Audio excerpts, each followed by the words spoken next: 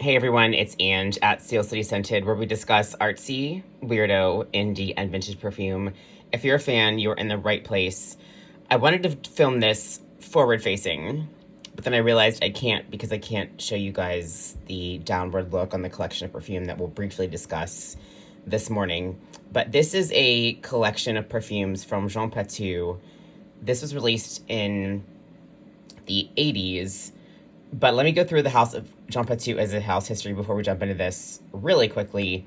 And then we'll talk about each fragrance, and then I'll have to talk about when to review because there's 12. But Jean Patou as a man, he's a very handsome gentleman. If you look very dapper. If you look on Wikipedia, which is where I could find the most comprehensive, albeit possibly invalidated information about Jean Patou. But originally he started out as a French fashion designer and founded his Jean Patou brand in 1910. I apologize, 1912. And his salon was called Maison Paris. And he did really great. His whole line was purchased by one single American buyer. And then World War I happened. So we had to kind of take a deviation from that business. He reopened his house in 1919. He actually invented the tennis skirt and invented the men's designer tie, and also popularized the cardigan, so praise Jesus, because cardigans are absolutely fantastic and amazing. But his perfume life, so he actually started his perfume business in 1925, and the original perfumer was a guy called Henri Amorat, and I don't know much else about that guy. No need to go into that right now. But the bottle design was by a person called Louis Sue, and the original bottles are all beautiful. So Jean Patou, though, is most known, I think, in the fragrance community for releasing a parfum called Joy right after the stock market went to shit and the Great Depression was really happening in the U.S. So the story about Joy, and I have to review this independently, it is one of the most beautiful jasmines you will ever smell in your entire life because it's Grasse jasmine. It's not any of the others that I've mentioned in the past, not Sambac, not Articulata, not Grandiflorum. It's Grasse jasmine. That stuff is so unbelievably expensive. So when Joy was released, it came out as the most costliest perfume in the world, and it was. And he also introduced 1000, which is actually based on his Manthus. It's so beautiful, in 1972. So he's got quite a few other perfumes.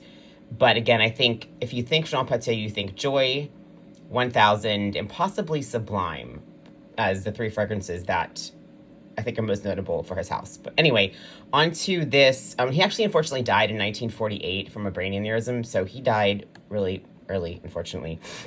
But on to this collection. So this consists of 12 perfumes that originally came out between 1925 and 1964.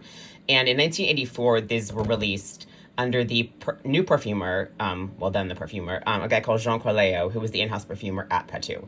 So what Jean Corleo decided to do was take all of the original formulas, substitute them with contemporary materials, and then bring them back in this type of collection. And it's really awesome. There's 3 different collections of this, an 84 launch, 86, 88, and 92, which is the final, and this collection is an 84 release. So let's look at the box. So it comes with, in this little packet, it talks about each fragrance. God, it's so old. And the print is elderly eye friendly, which I appreciate. So it comes with this little package that describes each. I wish houses would do this in a bonded format like this. But you get this and you open the box. And the buyer from eBay, they were all a disaster. So they're not back in proper order. But there's 12 fragrances here. And then they have the descriptions up here. So there's Amour, Cassasia, Adieu Sagesse, Chaladi, Moment Supreme, Cocktail, Divine Fire, which I've not smelled. It's only in this little sample. Vacances, Colony, L'air d'Altendu, and Kaline. So these are the 12 fragrances from Jean Patou that are in this collection, again, that were redone by Jean Corleo. And I've not smelled a few of these. So I'm really actually excited to dive into these little collections. And they come in these cute little bottles, which are now stuck. Like this. These actually, in the back and the bottom, and I think there's 6 mLs each. I cannot read that at all. Yeah, and then I assume it came with these descriptions for all of them, but there's sadly not all of them in here, just a few. So I'm actually very excited to smell all of these and really get a feel for what I was missing, and then decide if I want to pursue full bottles of any of these, or if they're even available. So I would love to know if anyone has smelled any of those or has this collection. I'd really be open for discussion. So take care, guys. Have a great day. Bye.